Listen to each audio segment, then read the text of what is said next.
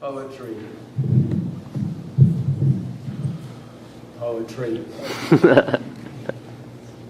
My wife's at her laptop, looking at that poem of the day business.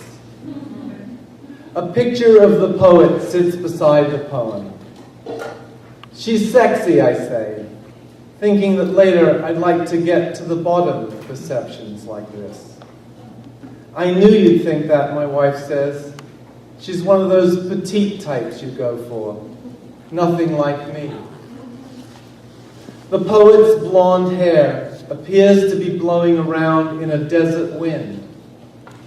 My wife says she lives in Joshua Tree, like she has her address. Like she has the address of all petite, windblown poets, posing for pictures in desolate, rock-strewn landscapes. I tell my wife my eyes are not so good anymore, and that I didn't notice anything petite about her. You should go off with them, my wife says. Them, I say? The desert poets, she says. I begin picturing the poets, each in a little adobe hut at their writing desk, just a cactus or two down from their neighbor. They become dear to me. I know now that I must make the journey, being, after all, a pilgrim in the way of words. I'll tell them my wife sent me. An authentic statement is naturally endearing.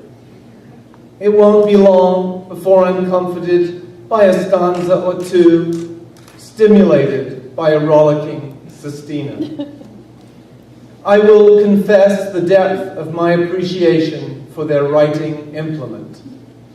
I will gather flowers for their table. Why I've never thought of making such a tour before is beyond me. You can live decade after decade oblivious to your true calling. I start to pack, and my wife asks me where I think I'm going. To visit the desert poets, I say. I don't think she cares for my answer, which is probably what has her threaten to kill me. I take my wife seriously, so I put off my trip.